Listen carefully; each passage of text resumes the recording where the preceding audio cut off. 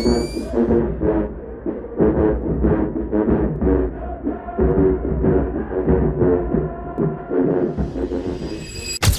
Buffs, baby!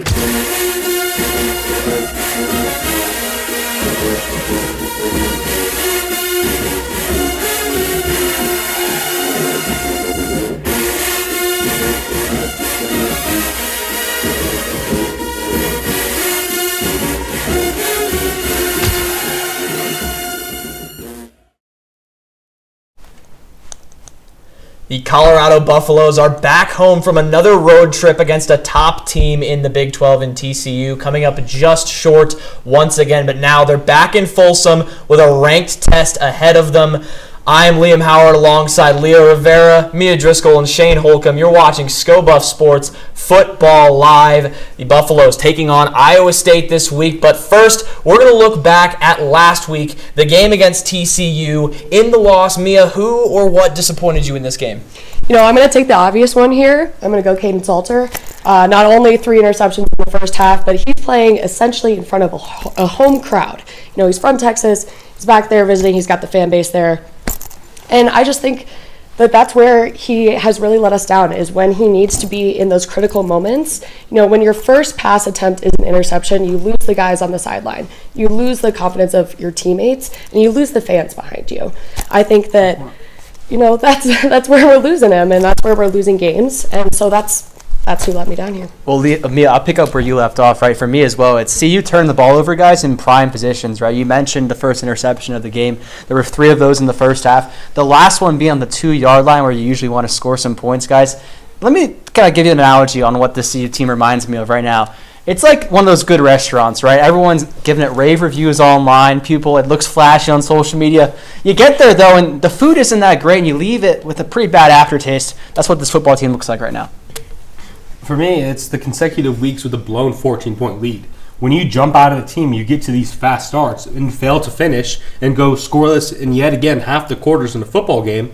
There's only 4 quarters in a football game, and each week you're not scoring at 2 of them, you're going to lose. That's a recipe for disaster, and this offense got to figure out those inconsistencies fast, or it's going to continue to be a long season, which has already been. Yeah, I'm going to go with Caden Salter as well, and specifically I want to talk about Caden Salter's lack of ability to adapt and fix his mistakes. This is a veteran quarterback, about as veteran as you can get at the college level, and he's making the same repetitive mistakes every single week for these Buffaloes, and that is something you would expect a guy like him to step up and do better on, to adjust week to week, and that is not something we've seen. It's been the same mistakes over and over again, and it's damaging his team. But a close game, though. A close game against a top opponent for this Colorado Buffaloes team. Were there any aspects of it that impressed you? You know, for me, it was Amarion Miller. 6 catches, 2 touchdowns. I think that he can be that spark where Colorado has to come from behind sometimes. He is that guy, but he has to be given the opportunity. If we can't get the ball into his hands, he can't make those plays. He's terrific in one-on-one matchups. He's got good hands, good size. And I think that he is the one who impressed me of this Colorado offense. Even when it was lacking, he came through in some of those moments where it could have gotten even worse. You know, it was a close enough game, and I think that he is a major reason for that. Well, guys, 3 weeks ago I was on the same exact desk, and I talked about how bad Colorado's third down offense was. That was an improvement in this one, 9 for 14 overall in the game, which kept that TCU offense off the field. Do you guys want to guess the last time that Colorado won the time of possession battle in a game, just for curiosity? Colorado State last year. Delaware 4 weeks ago. It's been a while since this team's dominated a football game when it comes to time of possession. They did that on Saturday, which was a good thing. Yeah, for me, it was actually the defensive line. You talk about this run defense has been atrocious all season. Colorado has given up on average over 200 yards per game on the ground, which is quite frankly unacceptable. That is a losing recipe every time. You know, they were a lot more prepared. They had more tackles for loss in this game than I think they've had in any other game previously. You know, they did a really good job of keeping TCU honest, and unfortunately that really just kind of revealed the weakness in the back end where the secondary was able to be taken advantage of by quarterback Josh Hoover. Yeah, I want to talk a little bit about Amari Miller as well. You know, you mentioned the breakout performance. I want to talk about the way that he was actually sort of maneuvering his way around the defense. He was finding these open spaces in the defense. He was developing that chemistry with Caden Salter. And although it was a rough game for Caden Salter, they looked better together. That relationship looked improved, and I think that was seen in the final stat line for Amari and Miller. But we've mentioned repetitive mistakes for individuals on this team. What has been the worst repetitive mistake that this team has committed? It can be a player, it can be the team as a whole. What do you think?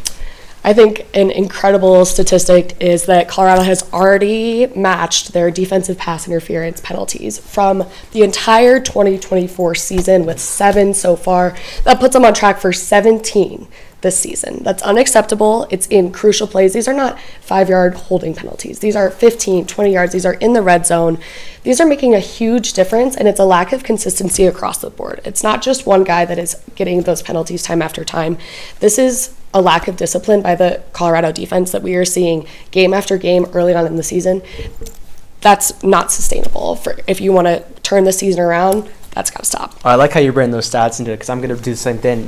This team lost 2 conference games all of last season. They're 0-3 already in conference play. That puts you at the bottom of the Big 12 standings. And for me, it seems like this team just kind of caves at any point of adversity. I know Dion's talked a lot about a killer mentality and having to have that. No, you asked him about it the other day, Liam, to give a really good bite for you.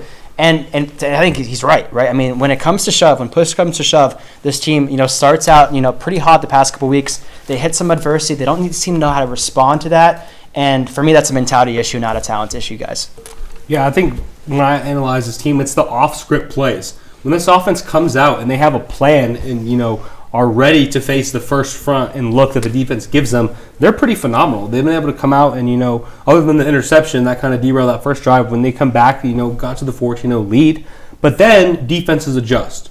And then you're seeing different looks. You're seeing stuff that you didn't see on tape all week. You're getting to have to do these off-script plays, or you're trying to have to go in your well and match up against a defender. And Colorado's simply gotten out-coached. Teams have been able to defensively scheme up against them well. They're putting a spy on Salter. They're limiting his abilities with his legs. And you force Caden Salter to be a passing first quarterback, which he's not. At the end of the day, that is not the skill set you brought him in here for. That is not what he showcased at Liberty. And when you aren't able to design plays that cater towards his skill set, the offense has struggled.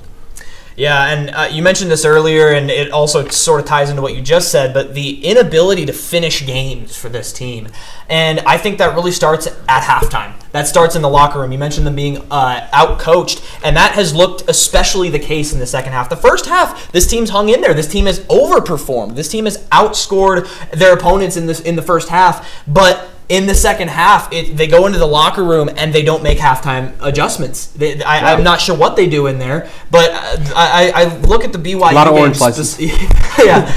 I look at the BYU game in specific. That was like a coaching masterclass from that was seen with BYU, and it was clear that the experience of BYU demolished the coaching experience of Colorado. They came out of the locker room after halftime. No adjustments had been made. BYU had adjusted in all phases, and that was the story for the rest of the game. But to look a little bit closer at the struggles of this past game for the Buffaloes against TCU, we're going to send it over to Leo and Harrison to give us a film breakdown on Caden Salter.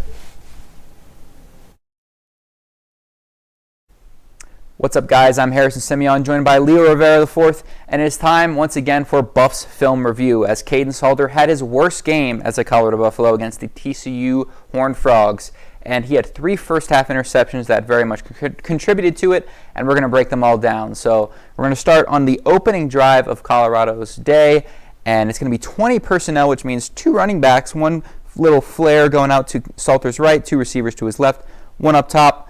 What do you see here, Leo? Yeah, we're going to see a rare miss here by Colorado's offensive line, and it comes from this simulated pressure look from TCU. Roll the clip. Pause here. As you can see, TCU dropped back their linebackers, and we had a tackle end stunt occur here that confuses Zy Chrysler, the right guard. What happens here is that this defensive tackle, who initially started over here, is moving out towards Jordan Seaton's side to create a lane and cause this disruption, that's going to open up room for the looping defender to come around. And Zy Chrysler opens his hip up too much to the right, creates that nice, easy path. Zarian McGill sees it just too late, and now we're going to get a free rusher right in Caden Salter's face. Yeah, flushes him out to his right. We're going to keep it rolling. And Salter, kind of a little deja vu here, floats this one into danger, and it's going to be picked off. Very similar to his interception against BYU, which cost Colorado the game. This one cost them a chance at scoring after a really promising-looking opening drive. So we're going to keep it rolling.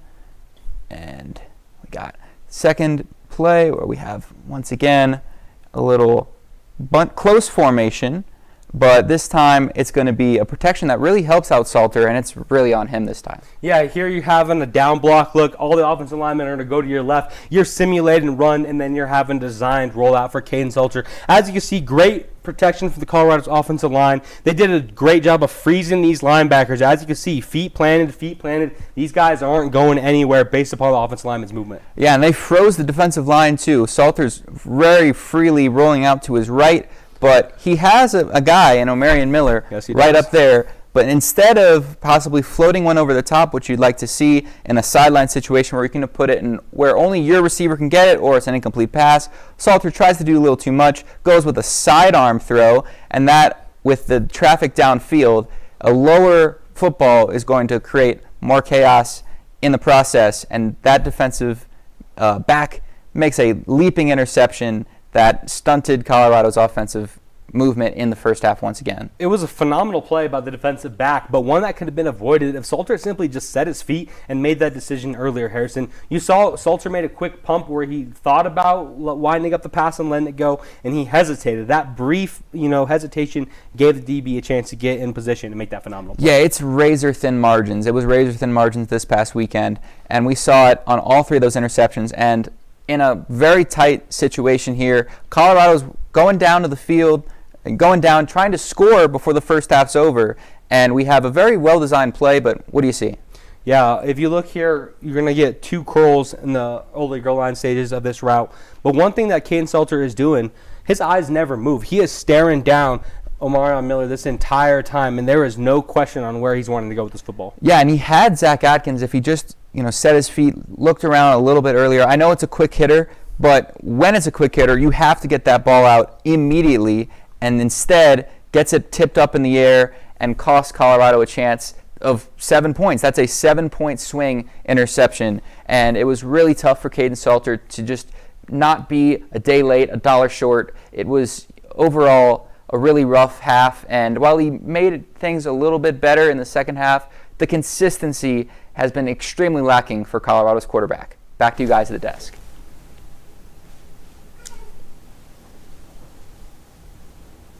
Well, thank you for that analysis, Leo. Caden Salter, no doubt, going to have to step up in the game against Iowa State this week if the Buffaloes are going to win. But looking at Iowa State in specific, they just suffered their first loss to Cincinnati this past week. Is there anything that Colorado can learn from what Cincinnati did to take into this game against Iowa State? I think there's a lot to learn from that game. I mean, we see an Iowa State team that gets their first loss, but they also lose two starting quarterbacks out for the season for injury, and they've got a third-string kicker who has been very inconsistent. So I think those are some little holes that Colorado has to take advantage of. If you can get it to a close game, Iowa State is not in the position to make those plays that we are used to seeing them make, and that's what Colorado has to capitalize on. It's those big plays, it's winning the turnover battle, and it's not letting Iowa State jump out to a quick start, because we've seen the two games that Iowa State has played the closest this year. It's Kansas State and Iowa, 3-point wins for them both. And when you are holding them to 21 points, 24 points, that is when you are able to be competitive with them. If you let Iowa State start firing, you let Rocco Beck get on a roll, it's going to get out of control fast for Colorado. Well, Mia, I'm convinced that we printed out the same exact document here because I talked about those defensive corners that Iowa State are going to be out at this game, and it's a good point because this Cyclones defense is very susceptible to the explosive play, guys. They gave up 17 of them of more 20 yards or more against the Cincinnati attack, which I know that is a great quarterback. We'll get to him a little bit later. But that included an 82-yard passing touchdown and a 30-yard rushing touchdown, so you can take advantage of that this weekend. I think defensively, Colorado's going to have to look into the receiving game, right? There's, a very layered attack. There's not one specific person who's going to come out and be able to be the focal point of this offense that you're going to have to shut down. That can be an advantage for Colorado, but can also be a weakness in the sense that you are taking less pressure off DJ McKinney to have to shadow a receiver, and he's able to get in his position, play a guy, and have more comfortability in the secondary. Now, on the flip side of that, you're talking about the weakness in the depth. If you have two different guys who are more than capable of going out and attacking that offense, it can create a long night for that Colorado defense. So they're going to have to be on their P's and Q's and match up well and make sure they're doing their film study defensively to help, create best case scenario for that team. Yeah, and this Cincinnati game was a one-score loss for Iowa State.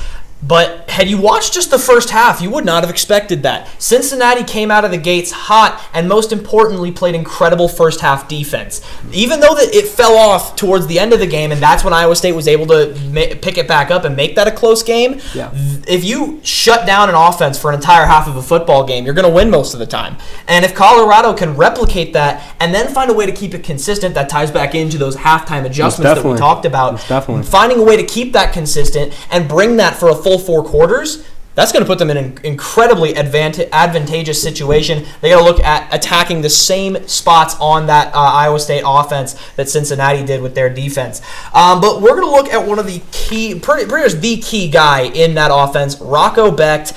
Where would you rank him among all the quarterbacks in the Big 12? It's a very deep conference at that position, so where would you put him? Yeah, it really is. He's top 5 for me. I hate to say it. It's a rival team for me. But he came to the season ranked 17th in Power 4 quarterbacks. He's dropped a little bit to 24 now. But he's shown that he has that poise. He got hurt last week. There was a targeting call against Cincinnati. And the reporters were saying he ran off the field. He's giving guys high fives. He goes in the tent. He comes back out. He's sprinting back onto the field. I like how he can lead his team. He's completing 65% of his passes. And this is the best year of his career, even though he's already had so much success. MVP in his bowl game last year, he's top 5. Yeah, I agree with you. Top 5 for me in the conference as well. You spoke about how this guy just wins football games. He knows how to win football games. And you talked about the injury, too. I think he was more impressive when he came out of that injury tent as well. You talked about Iowa State, it's that second half surge. They were like a play or two away from coming back from, I think it was like 17 at one point in that first half deficit. But yeah, this guy can make plays with his legs. You talked about earlier Caden Salter being a rush-first quarterback. I don't really think that's the same thing with Rocco Becht, but man, can he run it, especially in the end zone. Watch out for Rocco Becht. He already has 3 rushing touchdowns this season. Yeah, and we talked about that, dual threat ability. It adds so much more to your game. I think Rocco Becht is definitely one of these top 5 quarterbacks. And one of the traits that I wanted to highlight, in fact, was something you brought up, me, and that's leadership. That's something you're not able to measure in a stat.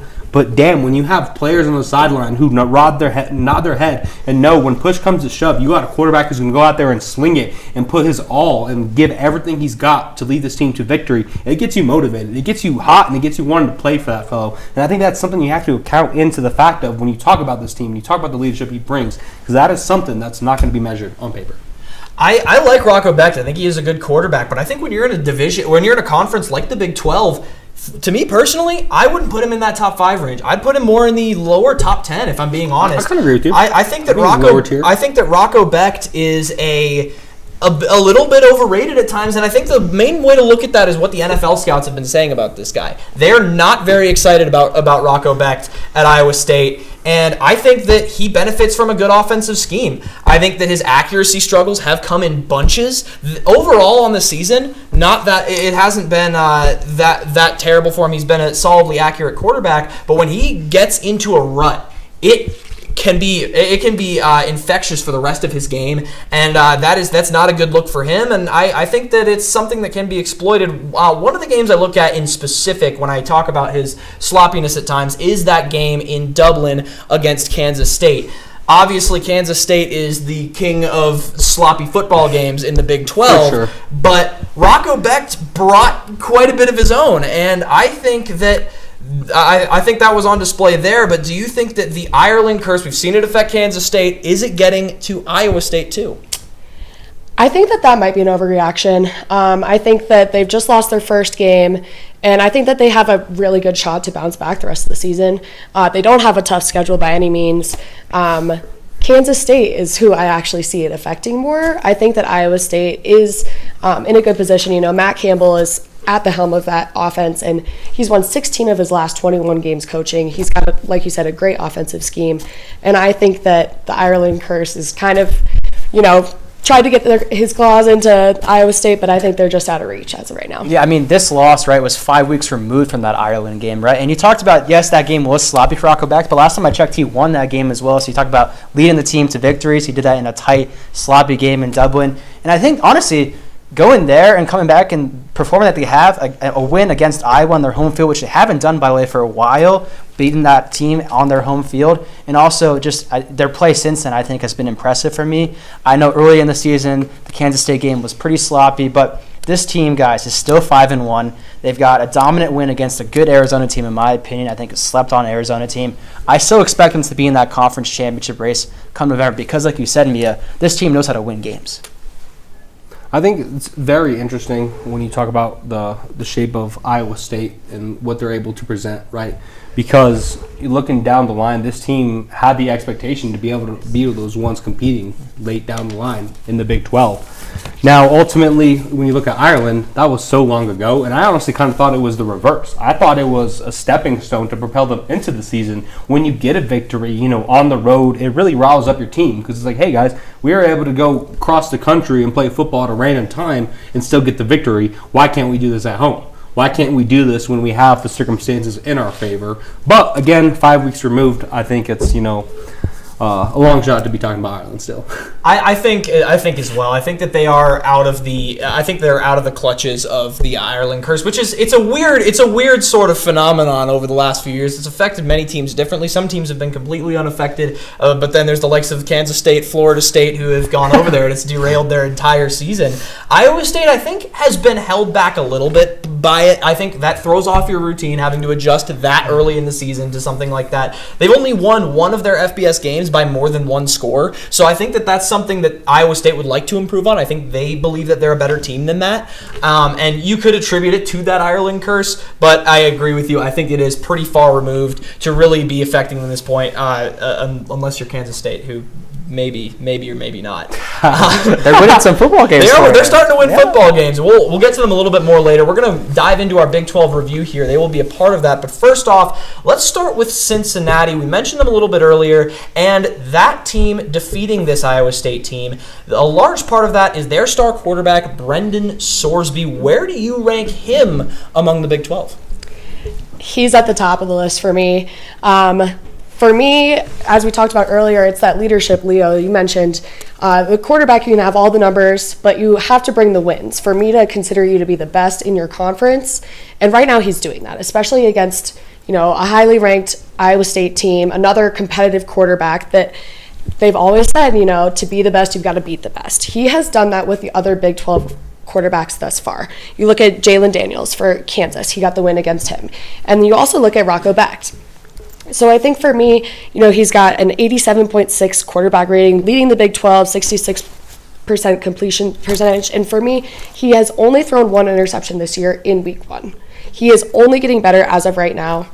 He's at the top of the list. Yeah, well, this is a guy, right, who got basically punched out of that Indiana program. Kurt Cignetti brought in Mendoza a couple this season, but before that, this guy was a quarterback for Indiana in 2022. He transfers to Cincinnati last year. It's his second season with the Bearcats. You mentioned 12-to-1 touchdown interception ratio. That's phenomenal. And for me, it's the decision making, the completely opposite from what you analyzed with Caden Salter earlier. Yep. This guy's been great in the big games for Iowa State. You mentioned that win against Kansas. That was a comeback win, mind you. I think we have a graphic in here somewhere about Brandon Sorsby and showing his spectacular stats. It was popping up. It was on the screen earlier. It was up for Rocket Back. There we are. It's somewhere in there. But There again, I think you talked about where I ranked him. I think I put him top 3. I think he's been very, very consistent, which is something that Cincinnati is going to need going down this stretch.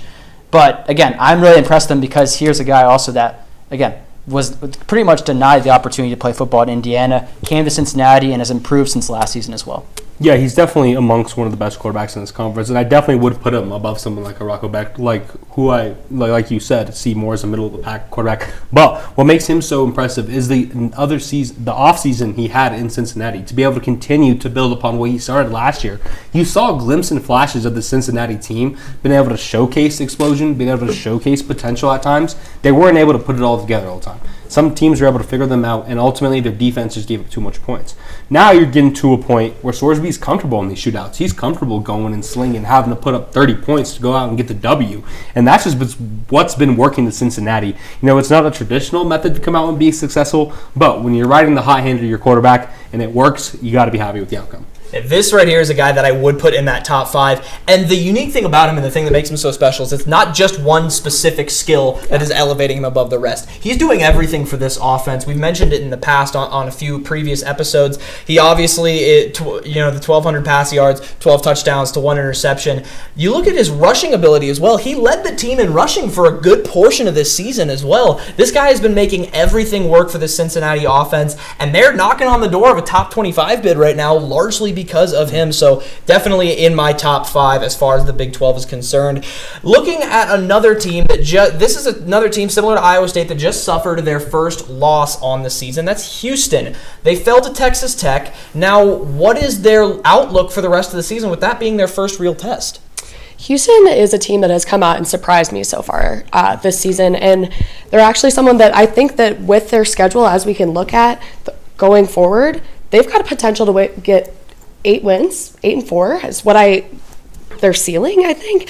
They get to bounce back against Oklahoma State, who's been struggling on both sides of the ball this week. Sure. They're under a second-year coach. I think that they're still getting their footing, and I think that they have that potential to get wins against teams like Arizona State, even West Virginia, UCF. I think that they will have those tough challenges like teams like TCU and Baylor. But as of right now, I think that Houston is in a good spot. You can take your first loss and learn a lot from it, especially with a program that is under new leadership. I think that there's a lot about how he's going to phrase that. Yeah, well, the magic number is 6, right, to make a bowl game, and Houston's at 4. I know a team in Boulder that would kill to have 4 wins right about now with their schedule coming up. Again, I think this is a borderline bowl game team. I see them winning 6 or 7 games this season. Because, again, I think that they should come back to one of these games for the first time since 2023. You got to remember, Willie Fritz, he came in here recently. They weren't a great team last season. They beat CU this season. They've had some, close games against somewhat of inferior competition, but they've gotten them done, and they've gotten the job done. But again, they have 4 already at this midpoint. That's going to be key for them going forward because, like you said, Mia, they do have some tough games in there. Yeah, this is going to be a bowl team for sure in my mind. And I think you look at the quarterback. You look at Connor Wigman, what he's been able to do for this offense. They got trust in him. They got, consistency. And I think you look at the Texas Tech loss, there's no shame in that. This is the best team in the Big 12. They got, all the weapons. They got the most dominant team that we've seen so far. They put it to Utah. I mean, they've put it to everyone else. You can't blame Houston for going out and taking the loss there.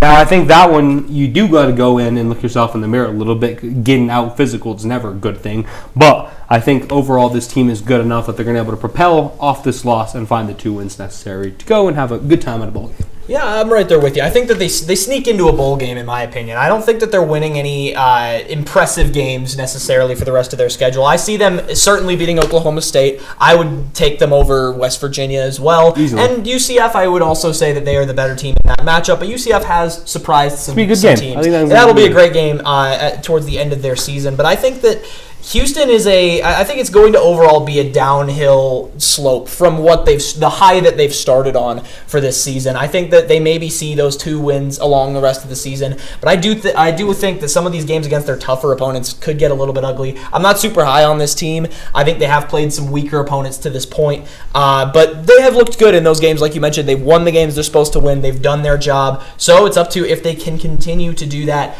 going forward. But another team that is desperately looking for a bowl game, and a lot more desperately than Houston, is Kansas State. They are climbing back from behind, but they've got Dylan Edwards back now. This offense seems to be clicking, and they seem to be starting to live up to a little bit of what the hype was coming into the season. Do you think that they will climb back and make a bowl game now that they've got Dylan Edwards back in that offense? I think that it's going to be a tough hill to climb. You got to win 5 of your remaining 8, and you've got a lot of tough opponents on that. I think that we go back to that Ireland curse. Maybe it's the team that we didn't expect it to affect. I think Kansas State has kind of lost their momentum or some of their energy that we saw in that first opening game against Iowa State. It looked like they could be a competitive team, top 25 ranked, and I've felt that spark fizzle out. To me, I don't see their schedule's not getting any easier. They don't get an easy week to get their footing back underneath them. To me, it's a tough road from here for Kansas State. Yeah, I'm in the same point as you, Mia, right? I mean, you mentioned their schedule. They have to go to Utah, to Kansas, and they also play that Texas Tech team and the TCU team that we just saw play Colorado this past weekend. I just think they're going to fall just short. They've got 2 wins right now. They got to get to 6, but I just don't see 4 more wins on that schedule. I really don't either. I think this Big 12 is a gauntlet. You know, the top teams are tough. They're built well, and I think when you talk about Avery Johnson and Dylan Edwards, I don't know if that's going to be enough to really get them to scratch through.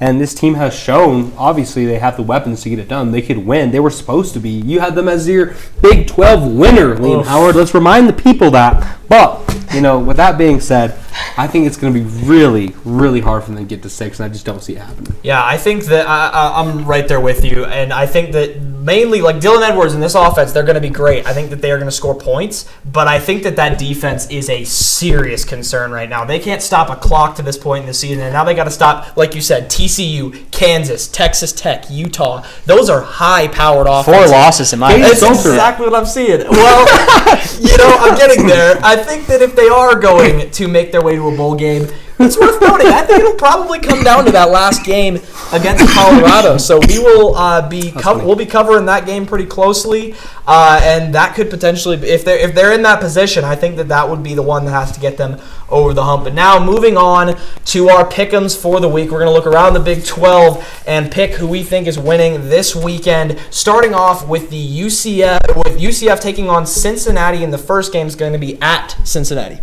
Yeah, they're a 10.5 favorite at home, and, you know, averaging 478 yards per game, 15th in the country right now.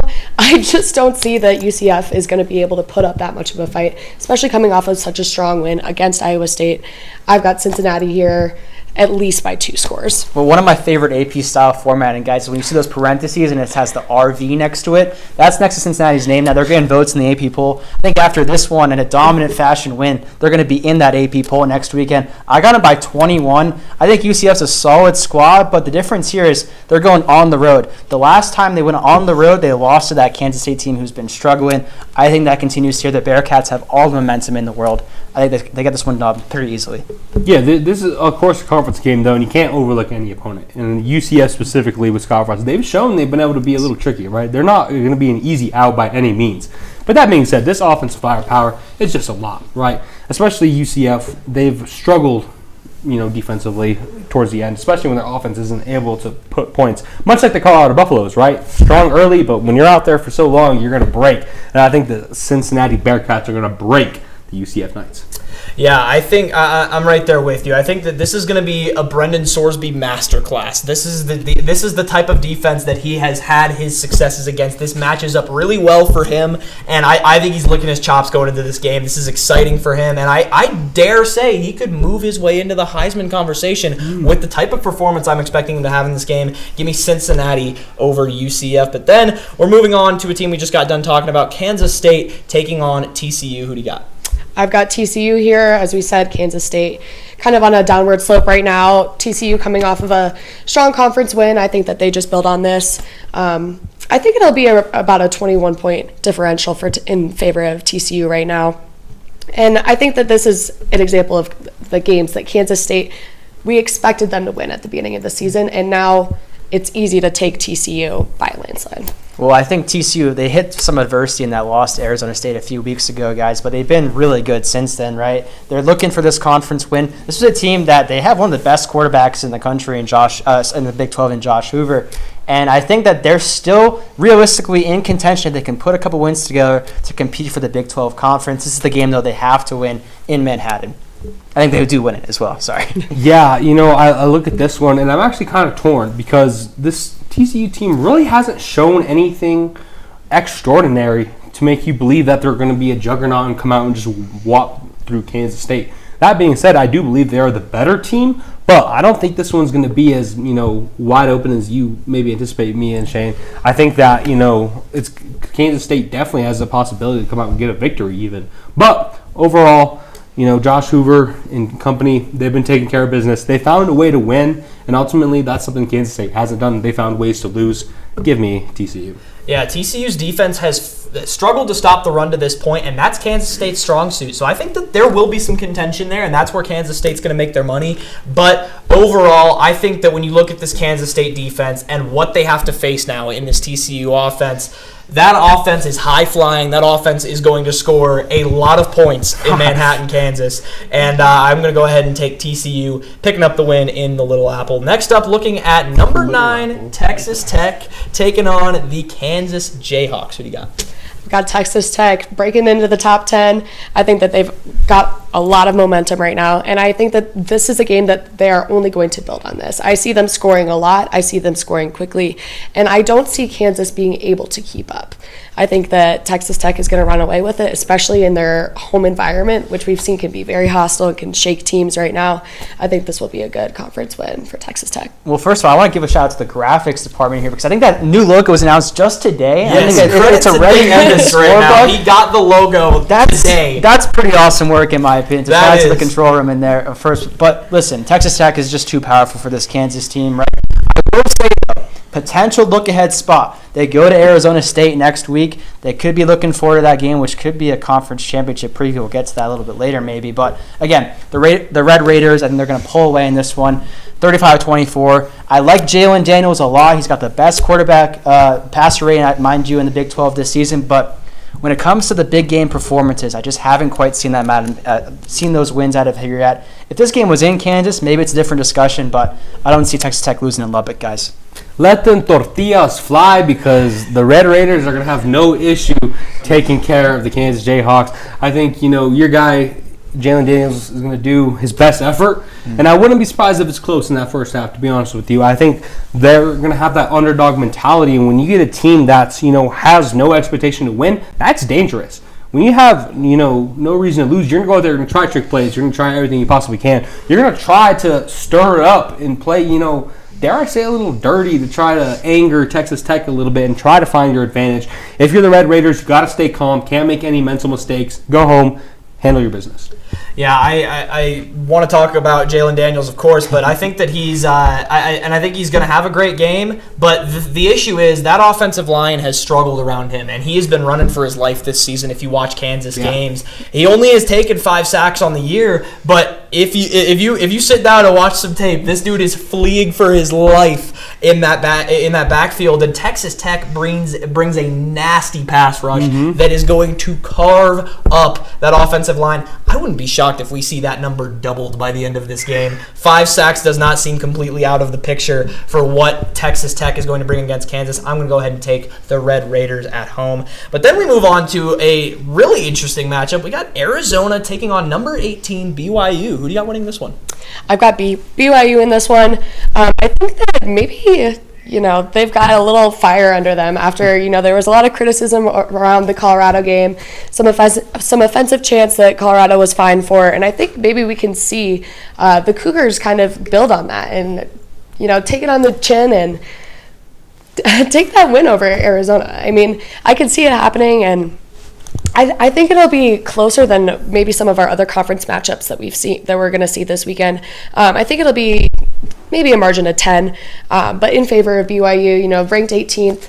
I think they've got a good shot here. Yeah, I'm going to agree with you on this one too as well, Mia. I really like Arizona's squad. I do. I just don't think they have enough to pull this one off. I think this is a team that could win a lot of games, but BYU is going to win more games, in my opinion, this season. It's because, they've won this matchup, guys, 4 times in a row. I think they make it 5. I think it will be a little closer than people expect, but the BYU defense will make enough stops in this one like they did in the second half in Boulder a couple weeks ago. Hey, Arizona at home. I almost picked this as an upset. I'm going to be real. I was looking at this on paper, and I'm like, this is a game that I feel the BYU Cougars could overlook. They could come in a little bit too confident, kind of peeking ahead at that Big 12 schedule, trying to see where they're going to match up and get caught by a quarterback who I feel is, still one of the best in this conference as well. And I think it's going to be an exciting matchup. But ultimately, as much as I was leaning with my gut to go towards Arizona, my mind tells me that BYU is obviously the better team. They're really well coached, and I think when you talk about that from top to bottom, they're fundamentally sound. They're not going to choke away the dub. Yeah, I'm right there with you. We saw this sort of in the Colorado game where BYU came in and they sort of seemed to overlook Colorado. But I think that could be the case once again with an Arizona team. This is a team that got blown out by Iowa State. Yeah. They've been inconsistent, and you don't want to sleep on them. Noah Fifita, the quarterback of that offense, you mentioned another guy I love in that offense, Ismail Mahdi, their running back, transferred up from Texas State. He's been great there at Texas State for a few years, and now he's adapting just fine to the higher level of play. So they've got the tools on that offense, but as I mentioned, that inconsistency is something they've struggled with, and it is not something BYU has struggled with. Well-coached team, like you said. Bear Bachmeier's making plays for this team. They're looked at as sort of a defensive team, but the offense has been winning them games. They've been consistent. They've been doing what they need to do. Give me BYU over Arizona. But now looking at another Arizona team, we got Arizona State ranked number 21 and on the road at Utah. Yeah, this is one that I almost felt like picking Arizona State is picking the upset. At Utah on the road, we've seen Arizona State's offense, have a lot of dynamic plays, fast motion processes, and I think that they will be able to execute that, but I'm more so worried about the margin of error for that team. Sam Leavitt has to be confident, and going against a hostile Utah Utes environment, I think that Raleek Brown, Big 12's leading rusher, he's got to show out. There's got to be guys that show up for Arizona State with those big plays, because I think Utah will put up a fight. I think it'll be, a score or less. So Arizona State, hear me if you guys have heard this before, right? Going into a tough matchup against a good Big 12 school. They did this a couple weeks ago when they went to Baylor and they won on the last second field goal. And I think that they do the exact same thing in this one. I had them 27-24. I love Kenny Dillingham as a coach. I don't know if you guys saw, but in practice clips, the game's apparently it's going to rain, so he's squirting these water balls at his quarterback. I love that kind of stuff. And I think that Sam Leavitt makes enough plays. You did mention, though, he's prone to a turnover every now and then. He's got to keep the ball on Arizona State's side. I do think, though, this is the game of the week in the Big 12. I really like this Utah team as well. I just like Arizona State more. Yeah, I've been on Sam Leavitt and Kelly Dillingham this entire, show. Every time we talk about Arizona State, I have to mention that quarterback coaching duo because it's propelled them. It really has. Liam, you talk about being able to fight through adversity, the early tough losses, the disappointment, and now you're going onto the road in a hostile environment. You talk about that, but I think it's the preparation, it's the mindset that you talked about, Shane. I'm glad you brought up that practice because stuff like that gets you going. And if you're the Arizona Sun Devils, you have a fan base behind you that's rowdy, and they're going to be excited, and they're going to be pushing, and they like to party down there in that state. Give me Arizona State, and I think they're going to bring back a celebration at Tempe. To me, you mentioned Arizona State's offense making those mistakes and being sort of prone to that. The issue that I have with that in this game is Utah is not the matchup for that. This Utah defense forces mistakes. That is how they've built their brand of football, and their offense knows how to capitalize. Devin Dampier has capitalized on the opportunities that Utah's defense has presented him, and this offense is going to capitalize. The defense is going to shut down Arizona State when they need to. I'm going to go ahead and take Utah over Arizona State, but then that moves us to our feature game of the week, the Colorado Buffaloes hosting a wounded number 22 Iowa State team. Who do you got? Just like you say, a wounded Iowa State team. I think that this is one that Colorado can kind of steal. I think that this is something that Iowa State will definitely be underestimating the Buffaloes coming into this matchup. They're coming up to play at altitude. They're coming off of a loss. They've dropped in the rankings. The critics are jumping all over them right now. I think they're a little bit in their heads. I think that Colorado will have to start off strong in the first, not just the first quarter, but also the third quarter, coming out of the locker room. We've seen Iowa State be able to come back. I think Colorado can walk away with maybe a 3-point victory. Well, as I was walking up to the studio, guys, today, I had Iowa State by a big margin. I kept on coming and talking to some more people, and it was like the more and more I talk to other people, the more and more I like to see CU keep this game close. But you mentioned the wounded Cyclones. You know who's not wounded right now is their head coach, Matt Campbell. He knows how to win these types of games. I think he'll win this coaching matchup like a lot of people have against Deion Sanders. Nothing against him this season. That's just been what's the reality of the second half performances from this team. I was initially going to say Cyclones by 17. I'll give Colorado the benefit of the doubt. I think this will be a 10-point game. But Iowa State, in my opinion, is just too explosive for the Buffs. They made improvements, Colorado has, in competing in these games recently. But I don't really think they're going to compete in this one, unfortunately, for CU faithful.